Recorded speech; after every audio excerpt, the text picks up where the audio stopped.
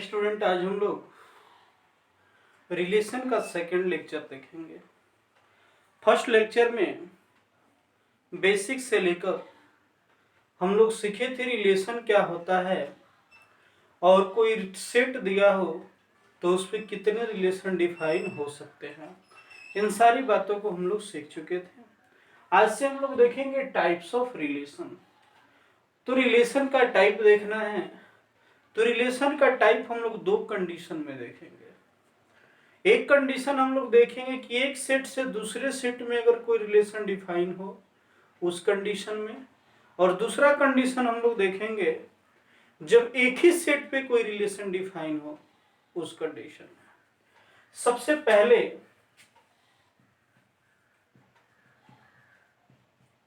हम देखते हैं एम्प्टी रिलेशन, जिसको वॉइड या नल रिलेशन भी कहा जाता है, जिसको हिंदी में रिक्त संबंध कहा जाएगा। स्टूडेंट जो हिंदी मीडियम का स्टूडेंट ना, वो कॉपी अगर लेके बैठे रहेंगे तो बिल्कुल हिंदी भी वो चाहे तो नोट कर सकते हैं। मैं हिंदी भी बताते चलूंगा बट लिखूंगा नहीं। देखिए एम्प्टी रिलेशन क्या होता है। एम्प्टी का मतलब स्टूडेंट क्या होता है, खाली। तो ये एम्प्टी रिलेशन हम लोग कब देख रहे हैं, types of relation from one set to another set. जब एक सेट से दूसरे सेट में रिलेशन डिफाइन हो तब हम लोग टाइप्स देख रहे हैं। सबसे पहले देख रहे हैं हम empty relation. A relation R is said to be an empty relation from set A to B if R is equal to phi। phi का मतलब आप सभी समझते हैं। जब सेट पढ़े होंगे ना तो वहां आप पढ़े होंगे कि एम्प्टी सेट को फाई से डिनोट किया जाता है। इसका मतलब अगर कोई रिलेशन R है तो उसको A से B में एम्प्टी रिलेशन कब कहा जाता है, जब उस रिलेशन में एक भी एलिमेंट नहीं हो, मतलब वो किसके बराबर आ जाए, फाई के बराबर आ जाए। देखिएगा कैसे, जैसे हम एग्जांपल लेते हैं। ए बराबर अगर कोई सेट ले लिए 1 3 5 और दूसरा सेट अगर ले लिए हम बी 7 और 11, दो सेट हो गया। अगर कोई रिलेशन इस प्रकार से डिफाइन है जहां ऑर्डर पेयर इस प्रकार है कि ए का एलिमेंट होगा और बी का एलिमेंट होगा and a minus b is an even. Relation समझ में नहीं आता है, फंक्शन समझ में नहीं आता है। इसका एक ही वजह है कि इसको पढ़ने नहीं आता है। ये क्या लिखा हुआ है ये समझ में नहीं आता है, क्योंकि रिलेशन और फंक्शन एक ऐसा चैप्टर है ना जहाँ कैलकुलेशन बहुत कम होता है, यहाँ सोचना थोड़ा ज्यादा होता है, लॉजिक ज्यादा अप्लाई करना पड़ता है। देखिए एक सेट दिया है ए और दूसरा सेट दिया है बी, और कह रहा है रिलेशन इस प्रकार से डिफाइन होगा जहां फर्स्ट कोऑर्डिनेट ए का एलिमेंट होगा और सेकंड कोऑर्डिनेट बी का एलिमेंट होगा, और ए माइनस बी मतलब फर्स्ट माइनस सेकंड, यानी कि रिलेशन में जितने भी ऑर्डर पेयर हम लेंगे उसमें पहले वाला में से जब बाद वाले को घटाएंगे तो इवन आना चाहिए, सम आना चाहिए, तब हम उसको रिलेशन में लिखेंगे, नहीं तो रिलेशन में नहीं लिखेंगे। आप कहिएगा सर आप बताए थे कि जब भी किसी सेट ए से सेट बी में अगर रिलेशन निकालना होता है तो हम लोग दोनों सेट का कार्टेशियन प्रोडक्ट निकालते हैं। क्या निकालते हैं, कार्टेशियन प्रोडक्ट निकालते हैं। तो हम लोग यहाँ से सबसे पहले ए और बी का कार्टेशियन प्रोडक्ट निकालेंगे। देखिए ए बराबर कितना दिया है 1 3 5, अब बी बराबर कितना है 7 11। कार्टेशियन प्रोडक्ट निकालेंगे तो 1 7 हो जाएगा, 1 11 हो जाएगा, 3 7 हो जाएगा, 3 7 हो जाएगा और 3 11 हो जाएगा, फिर 5 7 और 5 11। चलिए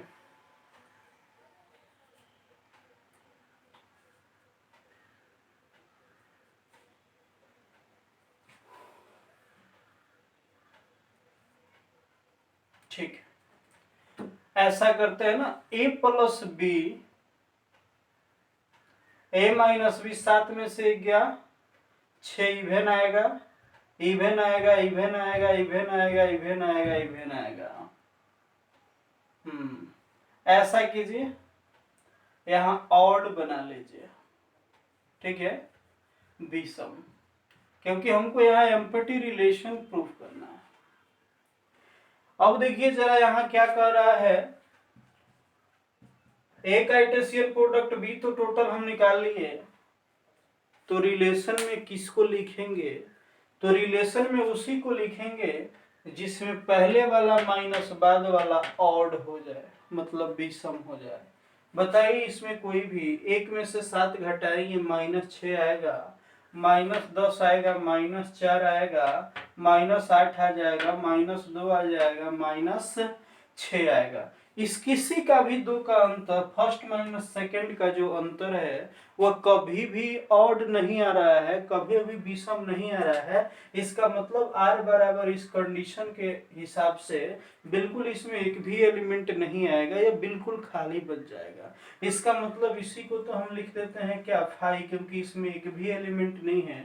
देखिए स्टूडेंट, यहाँ हम 2 सेट लिए थे, दोनों का कार्टेशियन प्रोडक्ट निकाले। क्वेश्चन जो कह रहा था कि रिलेशन में उसी को लेंगे जिसके पहले वाला और बाद वाला का अंतर विषम होना चाहिए, ऑड होना चाहिए, तो एक भी एलिमेंट नहीं आ रहा था, इसका मतलब यह खाली रह गया। तो ऐसे सेट को हम लोग कौन सेट कहेंगे, एम्प्टी रिलेशन कहेंगे। ऐसे रिलेशन को कौन रिलेशन कहेंगे, एम्प्टी रिलेशन, क्योंकि इसमें एक भी एलिमेंट नहीं आया। अब हम लोग अगला टाइप देखते हैं जिसको यूनिवर्सल रिलेशन कहा जाता है।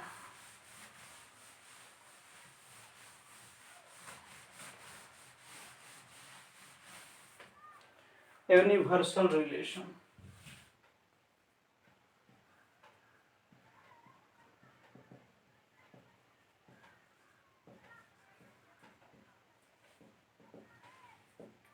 यूनिवर्सल रिलेशन समझिए क्या होता है।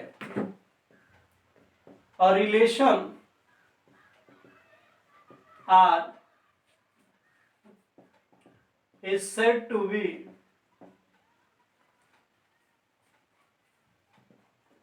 universal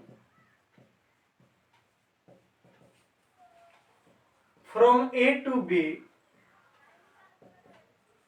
if R is equal to A Cartesian product B। किसी रिलेशन R को, किसी रिलेशन R को सेट ए से बी में यूनिवर्सल रिलेशन कहा जाएगा यदि वह रिलेशन किसके इक्वल हो जाए, ए कार्टेशियन प्रोडक्ट बी के। मतलब ए कार्टेशियन प्रोडक्ट बी में जितने भी एलिमेंट आएंगे अगर वो टोटल रिलेशन में आता है तो वैसे रिलेशन को यूनिवर्सल रिलेशन कहा जाएगा। एग्जाम्पल देखिए, ए बराबर 1 2 ले लिए और बी बराबर मान लीजिए कोई दूसरा सेट है बी सी। जब हम ए कार्टेशियन प्रोडक्ट बी निकालेंगे तो 1 2 कार्टेशियन प्रोडक्ट बी सी क्या हो जाएगा, 1 बी 1 सी, 2 बी 2 सी हो गया। अगर यही r के बराबर हो जाए तो ये कार्टेशियन प्रोडक्ट b जब r के बराबर हो जाएगा तो उसी रिलेशन को कौन रिलेशन कहेंगे, यूनिवर्सल रिलेशन कहेंगे। एक बात थोड़ा देर के लिए नोट कर लीजिएगा कि यूनिवर्सल रिलेशन को सबसे बड़ा रिलेशन हम कह सकते हैं, क्योंकि यूनिवर्सल रिलेशन में जितने भी एलिमेंट होते हैं वो सारे रिलेशन में आ जाते हैं। क्योंकि एक कार्टेशियन प्रोडक्ट बी में जितने भी एलिमेंट आए हैं जब वो टोटल रिलेशन में आएंगे उसी रिलेशन को यूनिवर्सल रिलेशन कहेंगे, अन्यथा उसको यूनिवर्सल रिलेशन नहीं कहेंगे। अब हम लोग देखेंगे कि जब एक ही सेट हो तब एम्पटी रिलेशन क्या होगा, यूनिवर्सल रिलेशन क्या होगा, आइडेंटिटी रिलेशन क्या होगा। अब लिखेंगे हम types of relation on a set. Types of relation on a set. किसी सेट पर हम लोग को क्या देखना है, रिलेशन का टाइप देखना है। देखिए सबसे पहले एम्पटी रिलेशन देखते हैं। इसके पहले हम लोग जो देखे थे वहां दो सेट दिया गया रहता था, तब रिलेशन देखे थे। अब एक ही सेट दिया रहेगा, उसी पे रिलेशन को समझना है। Empty relation, a relation are on set A is said to be an empty relation if R is equal to 5। Condition same वही है, बट वहां ए से बी में देख रहे थे, यहां सिर्फ ए पर देखेंगे। जब किसी रिलेशन में एक भी एलिमेंट नहीं हो तो उसी रिलेशन को हम लोग कौन रिलेशन कहते हैं, एम्पटी रिलेशन कहते हैं। जैसे कोई सेट दिया है ए, तो अगर ए पे रिलेशन निकालना होगा तो सबसे पहले हम ए कार्टेशियन प्रोडक्ट ए निकालेंगे। तो ए कार्टेशियन प्रोडक्ट ए निकालिएगा 1 3 5, कार्टेशियन प्रोडक्ट 1 3 5,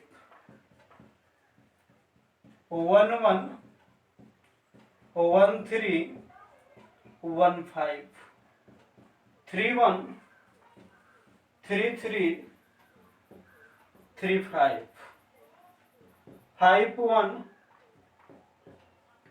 5 3 5 5। ए निकल गया, ए कार्टेशियन प्रोडक्ट है। अब कोई रिलेशन आर इस प्रकार डिफाइन हो कि R is equal to A b such that a belongs to A, b belongs to A. मतलब पहले वाला भी ए का एलिमेंट, बाद वाला भी ए का एलिमेंट, एंड और a plus b is an odd. और यहाँ कंडीशन क्या है कि ए और बी मतलब पहले वाले और बाद वाले को जोड़ेंगे, अगर ऑड आएगा, विषम आएगा, उसी को हम रिलेशन में लिखेंगे। इसमें से जितने भी ऑर्डर पेयर है उसमें देखेंगे कि किस किस ऑर्डर पेयर में पहले वाले और बाद वाले को, यानी कि फर्स्ट कोऑर्डिनेट और सेकंड कोऑर्डिनेट को ऐड करने पर विषम आ रहा है, ऑड आ रहा है, उसी को रिलेशन में लिखेंगे। तो यहाँ देखिएगा कोई 2 4 6 4 6 8 6 8 10, कोई भी ऐसा ऑर्डर पेयर नहीं है जिसको ऐड करने पर ऑड आ जाए, इसलिए इसमें एक भी एलिमेंट नहीं लिखाएगा। तो यह रिलेशन कैसा रिलेशन होगा, एम्पटी रिलेशन होगा। तो मुझे लगता है एम्पटी रिलेशन अब आप लोगों को क्लियर होगा कि वैसा रिलेशन जिसमें एक भी एलिमेंट नहीं हो, यानी कि वो रिलेशन किसके बराबर हो जाए, फाई के। ऑब्जेक्टिव में यह बात पूछा जा सकता है कि if r is equal to phi then relation कौन सा रिलेशन होगा, तो एम्पटी रिलेशन होगा।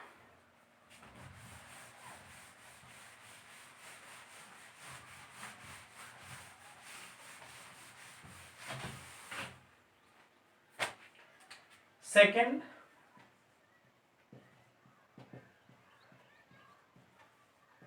Universal relation. A relation R on set A is a universal relation if R is equal to a Cartesian product A। जब एक Cartesian product ए के बराबर relation हो जाए, यानी कि रिलेशन का टोटल एलिमेंट वही हो जो ए कार्टेशियन प्रोडक्ट ए का टोटल एलिमेंट हो, तो उस रिलेशन को यूनिवर्सल रिलेशन कहेंगे हम। जैसे A इज इक्वल टू, अगर 1 2 कोई सेट ले लिए, अगर इस पे रिलेशन निकालना होगा तो ये कार्टेशियन प्रोडक्ट ये निकालेंगे, तो 1 2 कार्टेशियन प्रोडक्ट 1 2 क्या हो जाएगा, 1 1 ऑर्डर पेयर 1 2 2 1 2 2। जब इसी को हम R बराबर लिख देंगे तो इस रिलेशन को कौन रिलेशन कहेंगे, यूनिवर्सल रिलेशन कहेंगे, क्योंकि ये कार्टेशियन प्रोडक्ट में जितना एलिमेंट आया उस सबको हम क्या लिख लिए, रिलेशन में लिख लिए, इसलिए इस रिलेशन को कौन रिलेशन कहेंगे, यूनिवर्सल रिलेशन कहेंगे। अगला रिलेशन का हम टाइप देखते हैं।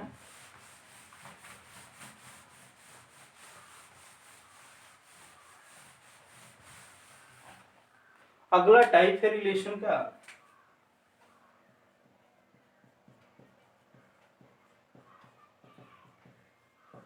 Identity relation. आइडेंटिटी रिलेशन देखिए, किसी सेट को या किसी सेट पर आइडेंटिटी रिलेशन कैसे डिफाइन होता है। A relation R on set A is said to be identity relation if R is equal to AB such that A belongs to A, B belongs to A and A is equal to B। सुनिएगा, मैंने यहाँ इतना important बात समझना है ना कि कोई सेट दिया है A, कोई रिलेशन R, उस पर आइडेंटिटी रिलेशन कब होगा, तो रिलेशन में वही ऑर्डर पेयर होंगे जो हमेशा आपस में क्या होंगे, बराबर होंगे। जैसे एग्जांपल देखेंगे, अगर मान लीजिए A बराबर कोई सेट दे दिया है 1 2 3, ठीक है, आपसे अगर एक रिलेशन दे के पूछा जाए कि जरा बताइए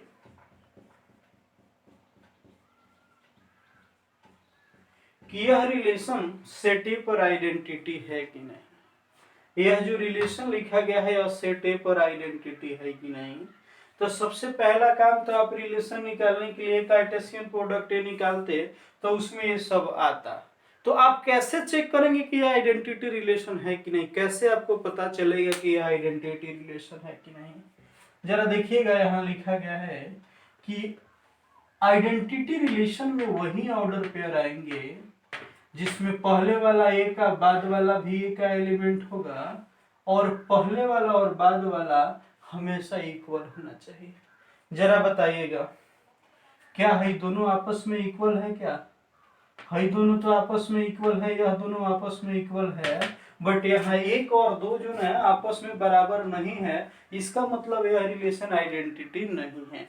यानी कि आइडेंटिटी रिलेशन वही रिलेशन होता है जिसमें जितने भी ऑर्डर पेयर आए वो सब एलिमेंट आपस में बराबर हो, यानी कि फर्स्ट कोऑर्डिनेट और सेकंड कोऑर्डिनेट आपस में बराबर हो। मतलब अगर यहाँ दे दिया जाता 1 1 2 2 3 3 तो यह निश्चित रूप से आइडेंटिटी रिलेशन है। एक बात और ध्यान से देखिए कि किसी सेट ए पर आइडेंटिटी रिलेशन को इस प्रकार से डिनोट किया जाता है, इसको आप समझिएगा कि यह आइडेंटिटी रिलेशन है किस सेट पर, ए पर।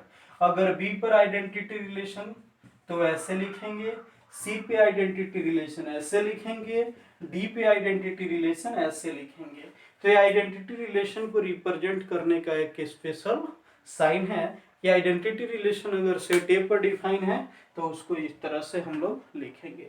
अब इसके बाद हम लोग आगे टाइप देखने चल रहे हैं जिससे क्वेश्चन हम लोग का बनेगा।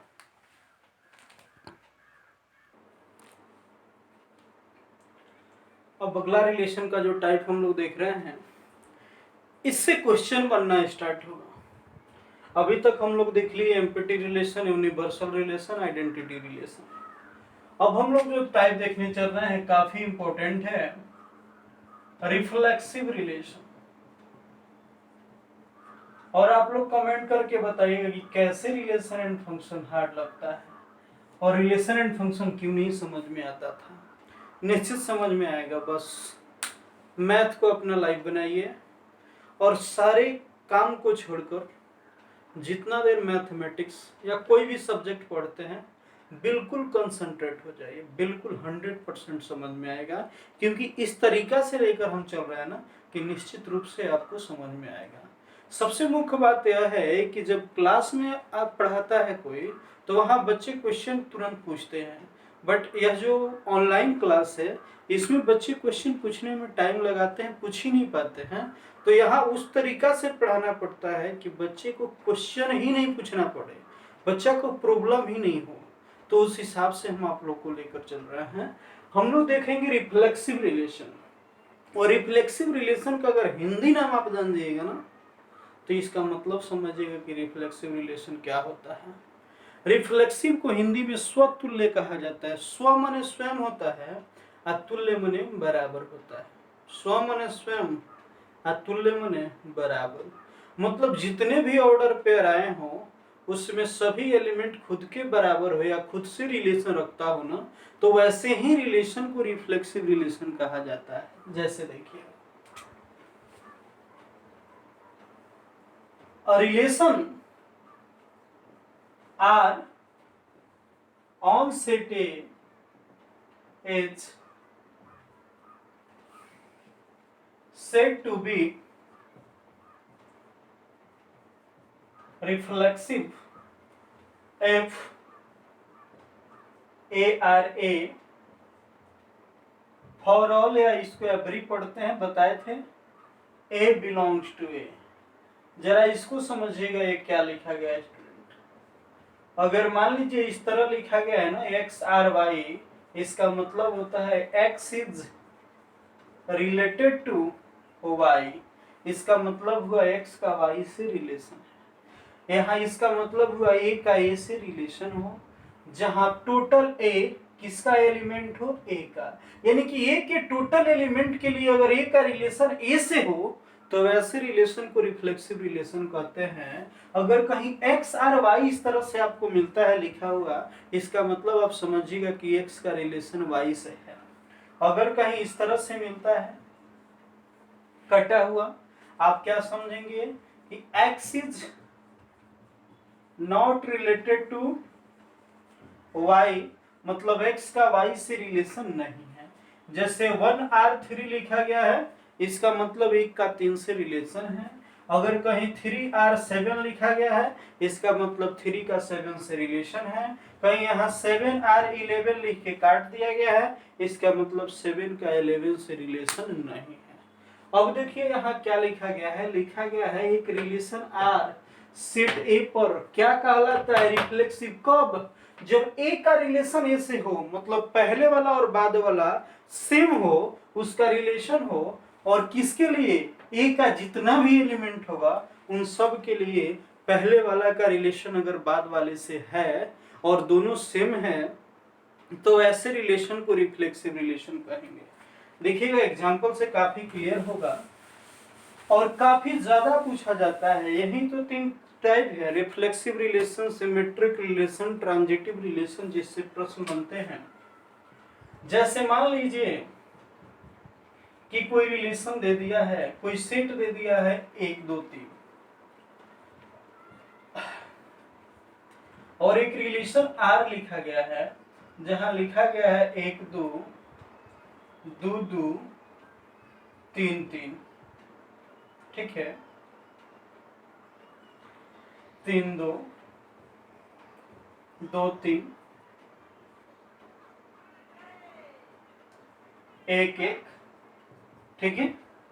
आपसे पूछा जाएगा कि बताइए जरा कि सेट ए पर है जो रिलेशन है वो रिफ्लेक्सिव है कि नहीं। ऐसा बात बताता हूं कि कभी भी जिंदगी में आप नहीं भूलिएगा कि रिफ्लेक्सिव क्या होता है। रिलेशन दिया है ना, आपको क्या देखना है, रिफ्लेक्सिव। आपको क्या देखना है कि यह रिफ्लेक्सिव रिलेशन है कि नहीं। तो एक नजर, बस सारे काम को छोड़िए, एक नजर देखिए इसमें कौन कौन एलिमेंट आया है। बस ये देखना है कि इसमें कौन कौन एलिमेंट आया है। तो आप कहिएगा इसमें 1 आया है, 2 आया है, 3 आया है, इसके अलावा कुछ नहीं है ना। 1 आया है, 2 आया है, 3 आया है, इसके अलावा कुछ नहीं है। तो जितने भी एलिमेंट इसमें अगर आए हो ना, उन सब का अगर अपने आप से रिलेशन होगा तो वो रिफ्लेक्सिव होगा। अगर एक का भी रिलेशन अपने आप से नहीं होगा तो वो रिलेशन रिफ्लेक्सिव नहीं होगा। जरा देखिए तो 1 आया है, 1 का 1 से रिलेशन है, खुद का खुद से रिलेशन है। चलिए 2 आया है, 2 का 2 से रिलेशन है, 2 का भी खुद से रिलेशन है। 3 आया है, 3 का कहीं भी 3 से रिलेशन नहीं है, इसका मतलब यह रिलेशन रिफ्लेक्सिव नहीं है। क्यों नहीं है? आप लिखेंगे 1 का रिलेशन 1 से है, 2 का रिलेशन 2 से है, बट 3 का रिलेशन 3 से नहीं है, इसलिए जो R है वह रिफ्लेक्सिव नहीं है। इसलिए R जो है वह रिफ्लेक्सिव नहीं है। कैसे देखेंगे? सेट दिया हो या नहीं दिया हो, खाली R दे देगा, कहेगा बताइए कि यह रिलेशन रिफ्लेक्सिव है कि नहीं। तो क्या कीजिएगा, एक नजर टोटल एलिमेंट को देखिएगा कि कौन कौन सा एलिमेंट आया है। जौन जो एलिमेंट आया होगा इसमें देखिए उन सबका खुद से रिलेशन है कि नहीं। अगर सबका खुद से रिलेशन हो जाएगा तो वो रिलेशन रिफ्लेक्सिव होगा, अदरवाइज वो रिफ्लेक्सिव नहीं होगा। बिल्कुल मुझे लगता है समझ में आया होगा आपको। अगर मान लिया जाए R बराबर दे दिया जाए 1 2 2 2 3 3 1 1, अब पूछा जाए आपसे कि बताइए कि यह रिलेशन रिफ्लेक्सिव है कि नहीं। इसको R1 लिख दीजिए, इसको R2, R1 R1 R1, ठीक है। R1 is not reflexive. अब यहाँ देखिएगा 1 आया है तो 1 का 1 से रिलेशन, 2 आया है 2 का 2 से रिलेशन, 3 आया है 3 का 3 से रिलेशन। मतलब जितने भी इस रिलेशन में एलिमेंट है उन सब का खुद के साथ रिलेशन है। तो इस रिलेशन को हम कौन रिलेशन कहेंगे? रिफ्लेक्सिव रिलेशन कहेंगे। तो जब भी रिफ्लेक्सिव देखना होगा तो इसी तरह से देखिएगा, देख लीजिएगा उस रिलेशन में कौन कौन से एलिमेंट आए हैं। उस रिलेशन में जितने भी एलिमेंट आए होंगे अगर उन सबका रिलेशन खुद से होगा तो उसी रिलेशन को कौन सा रिलेशन कहेंगे? Reflexive relation. इसको एक और तरीका से लिखा जाता है कि AA बिलोंग्स टू R। इसका मतलब हुआ कि हाई ऑर्डर पेयर जो है ना वह रिलेशन में शामिल है। इसका मतलब पहले वाला और बाद वाला सेम है और वह एलिमेंट रिलेशन में शामिल है जहां प्रत्येक जो A होगा वह किसका एलिमेंट होगा? सेट A का होगा। तो ये रिफ्लेक्सिव रिलेशन होगा। अगला हम लोग रिलेशन का टाइप देखते हैं।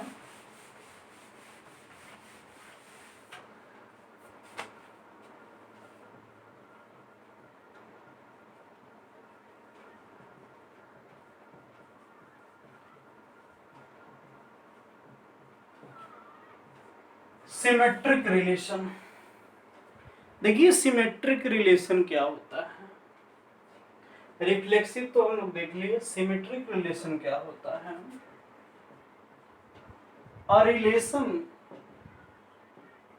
Are on set A is said to be symmetric relation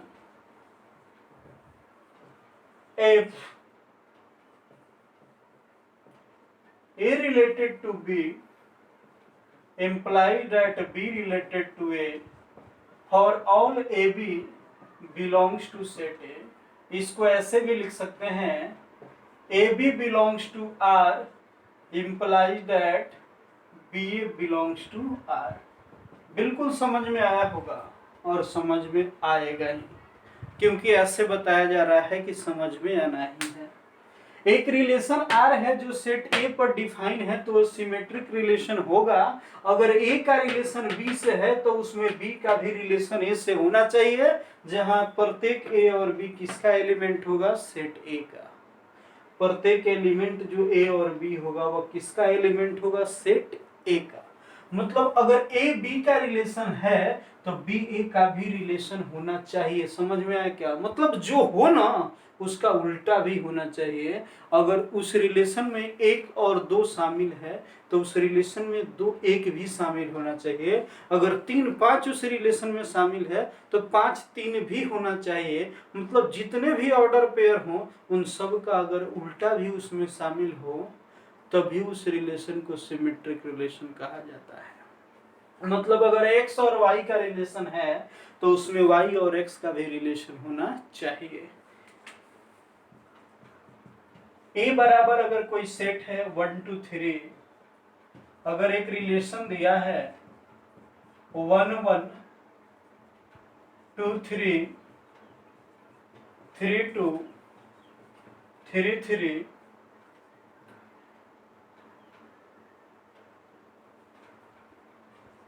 3 1 1 3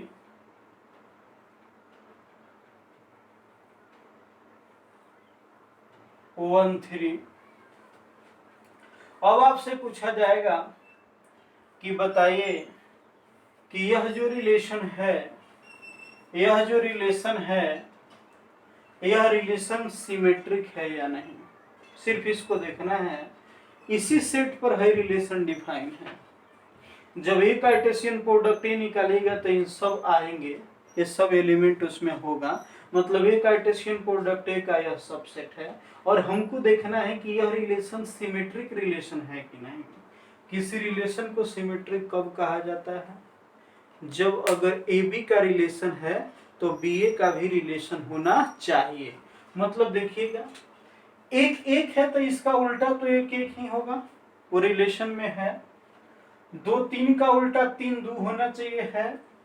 तीन तीन का उल्टा तो तीन तीन ही होगा जो है, क्योंकि सेट में किसी चीज को रिपीट किया नहीं जाता है। और तीन एक है जिसका उल्टा एक तीन होना चाहिए जो रिलेशन में नहीं है। तो इसलिए यह रिलेशन सिमेट्रिक नहीं होगा। लिखेंगे कैसे?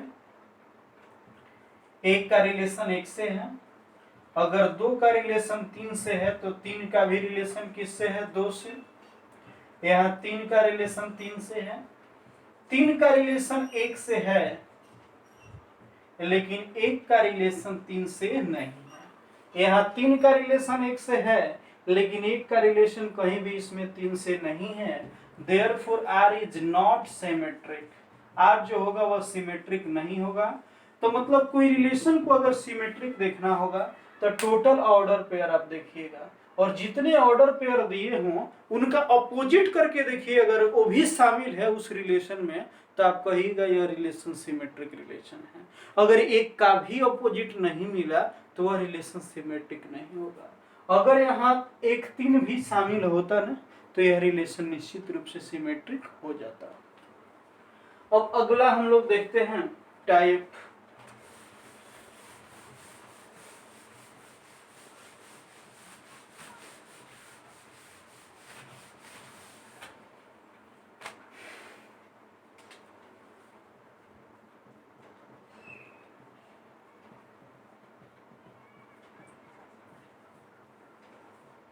Transitive relation. ट्रांजिटिव रिलेशन देखिएगा,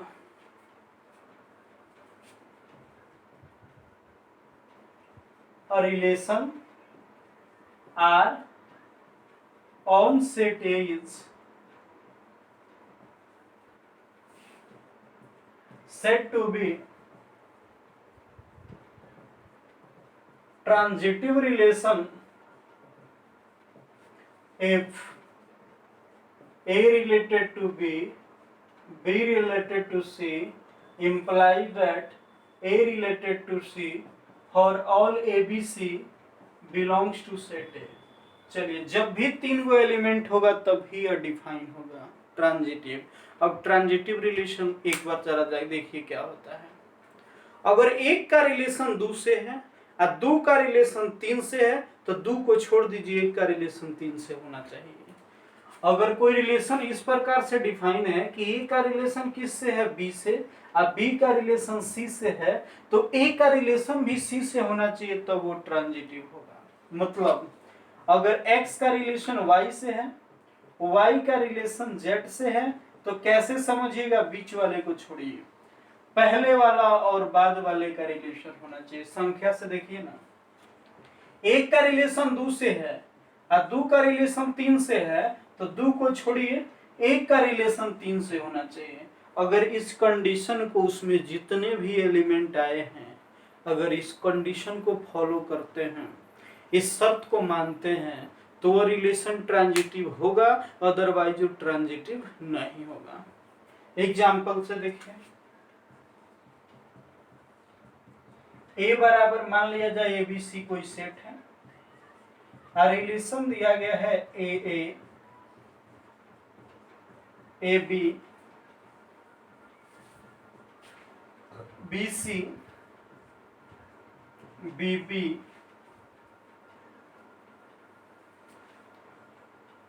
अब आपसे पूछा जाएगा कि जरा बताइए कि यह रिलेशन जो है वह सेट ए पर ट्रांजिटिव है कि नहीं।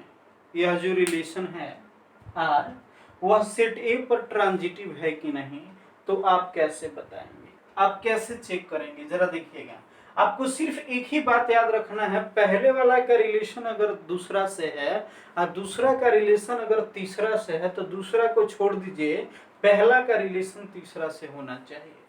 जरा देखिएगा, किसके किसके बाद वाला और पहले वाला मिल रहा है, ये दोनों मिल रहा है ना, मतलब ए का रिलेशन ए से है और यहाँ ए का रिलेशन बी से है, तो इसको छोड़ दीजिए, ए का रिलेशन बी से होना चाहिए, मतलब ए बी होना चाहिए, ए बी है।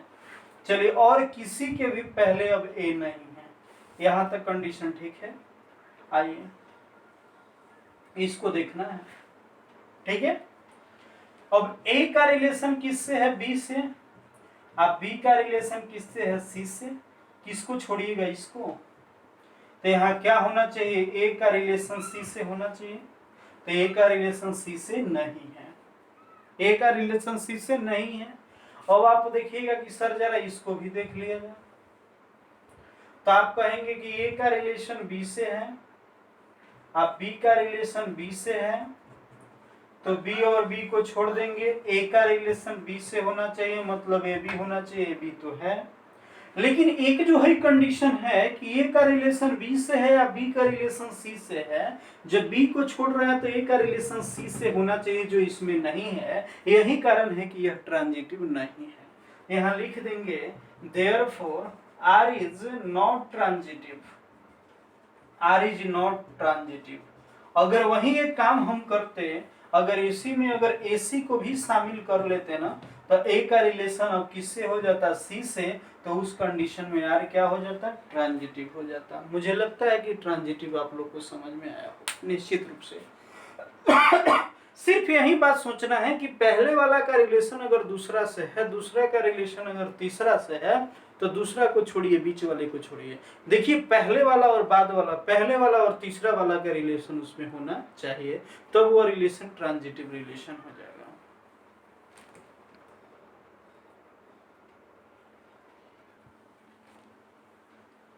अगला टाइप,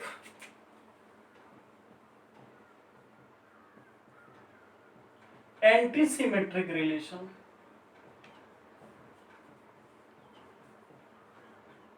ऐसे क्वेश्चन नहीं है एनसीईआरटी में, बट इसको भी जानना जरूरी है कि एंटी सिमेट्रिक रिलेशन क्या होता है। और relation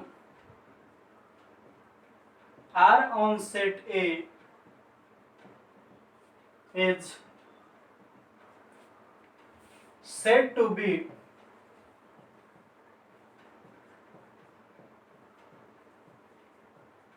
anti-symmetric relation if A का रिलेशन B से हो एंड B का रिलेशन A से हो, imply that A is equal to B for all AB belongs to set A। समझना है, सिमेट्रिक का भी कंडीशन था कि A का रिलेशन B से हो और B का रिलेशन A से हो, जहां प्रत्येक AB किसका एलिमेंट होता था, सेट A का। यहाँ है कि ए का रिलेशन बी से और बी का रिलेशन ए से, ठीक है होना चाहिए, लेकिन कब? जब ए और बी यानी कि पहले वाला और बाद वाला बराबर हो तब। अगर पहले वाला और बाद वाला बराबर नहीं है, अगर ए का रिलेशन बी से या बी का रिलेशन ए से हो जाए तो वो रिलेशन एंटीसिमेट्रिक नहीं होगा। मतलब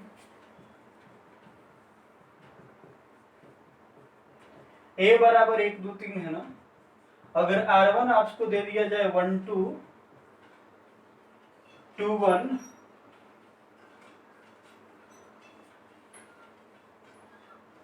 1 1, R2 is equal to 3 2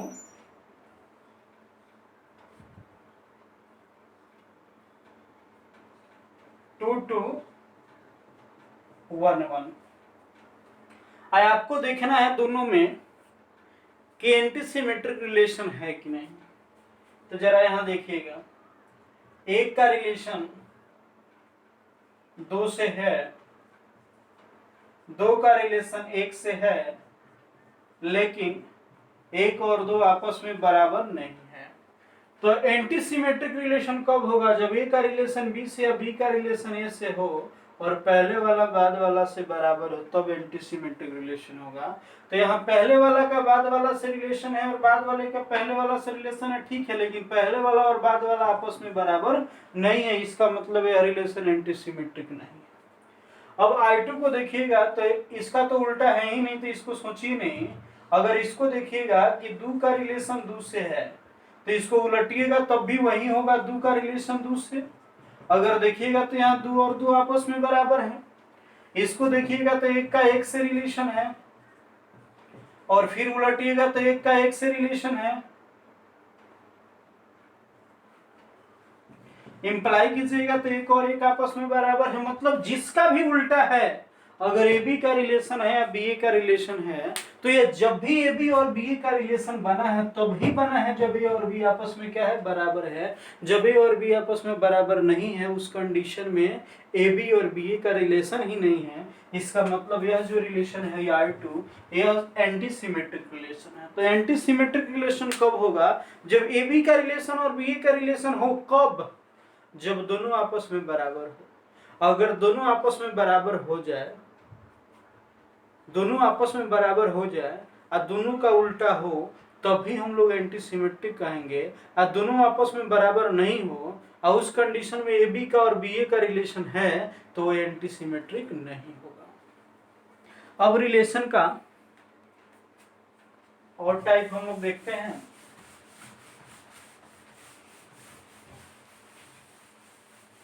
अब क्वेश्चन बनेगा,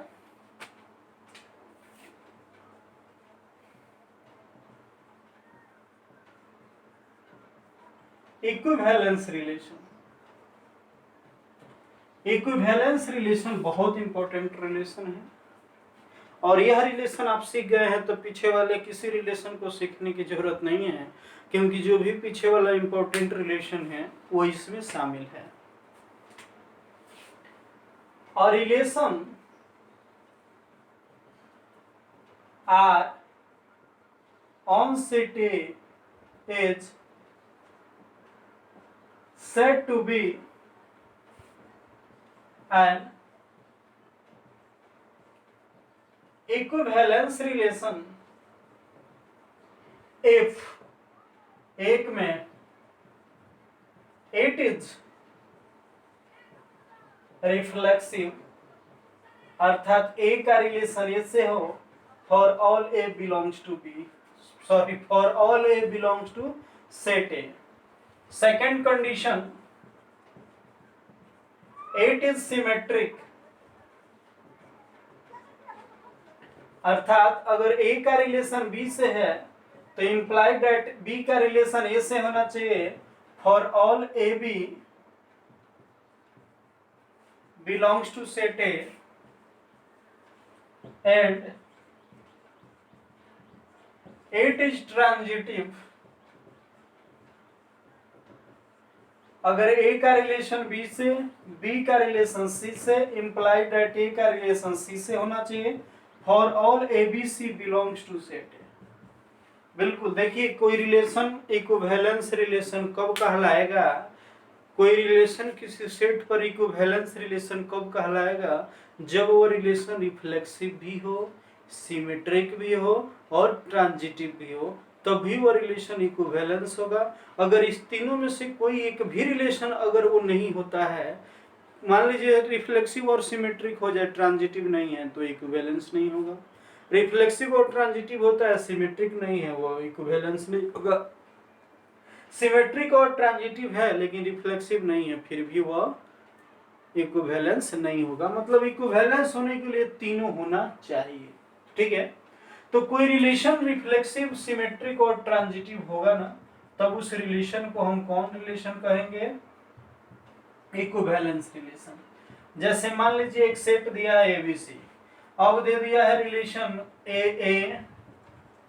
ए b a c b a b b b c c a c b और सी सी। अब आपको चेक करना है कि यह रिलेशन इक्विवेलेंस रिलेशन है कि नहीं। तो सबसे पहले चेक कीजिएगा कि यह रिफ्लेक्सिव है कि नहीं। तो रिफ्लेक्सिव के लिए क्या देखिएगा कि इसमें कौन कौन एलिमेंट आया है, ए आया है तो ए का ए से रिलेशन होना चाहिए जो है, बी आया है तो बी का रिलेशन बी से होना चाहिए है, सी आया है तो सी का रिलेशन सी से होना चाहिए है। देखिए ना, इसमें जितने भी एलिमेंट आए हैं उन सब का खुद से रिलेशन है ना, तो यह रिफ्लेक्सिव रिलेशन है, इसका मतलब यह रिफ्लेक्सिव हो गया। अब क्या देखिएगा, फॉर सिमेट्रिक, इसमें जितना हो उस सब का उल्टा होना चाहिए। मतलब ए का रिलेशन अगर इससे है तो इसका उल्टा यही होगा। अगर ए बी का रिलेशन है तो देखिए ना, बी ए का भी रिलेशन है क्या है, बिल्कुल उसका उल्टा भी है। अगर ए सी का रिलेशन है तो उसका उल्टा सी ए का भी रिलेशन कहीं है, बिल्कुल है। बी बी का उल्टा वही होगा। बी सी का रिलेशन है, मतलब अगर बी सी का रिलेशन है तो उसका उल्टा सी का रिलेशन बी से होना चाहिए, यहाँ है। अब सी सी का रिलेशन है, इसका मतलब सी का रिलेशन सी से कीजिए, चाहे सी का रिलेशन सी से, वही है। मतलब इसमें जितने भी एलिमेंट आए हैं उन सब का उल्टा भी है। ए का उल्टा वही होगा, ए बी का उल्टा बी ए सी का उल्टा सी ए, बी ए का उल्टा ए बी बी का उल्टा वही होगा, बी सी का उल्टा सी बी, सी ए का उल्टा ए सी है, सी ए का उल्टा ए सी, इसको भी लिख लीजिए। सी ए का रिलेशन है तो ए सी का भी रिलेशन होना चाहिए, ए और सी का रिलेशन होना चाहिए, जो ए और सी का रिलेशन है, यहाँ भी ए और सी का रिलेशन है, सी और ए का रिलेशन है, और सी सी का उल्टा वही होगा। इसका मतलब यह कौन रिलेशन हो जाएगा, सिमेट्रिक। अब ट्रांजिटिव देखना है, ट्रांजिटिव बहुत सारा क्वेश्चन इस पर हम लोग देखेंगे। अब ट्रांजिटिव में देखिएगा क्या होगा, इसको छोड़िएगा क्योंकि ए मिल रहा है। तो देखिए ए का रिलेशन ए से, फिर ए का रिलेशन बी से, तो इंप्लाई कर रहा है, इसको छोड़िएगा तो ए का रिलेशन बी से होना चाहिए, ए बी होना चाहिए, है क्या है। अब चलिए इस ए को छोड़ना है, डायरेक्ट देख रहे हैं कि ए का रिलेशन ए से और ए का रिलेशन सी से, किसको छोड़िएगा, ए को छोड़िएगा, ए का रिलेशन सी से होना चाहिए, ए सी होना चाहिए, है क्या ए सी।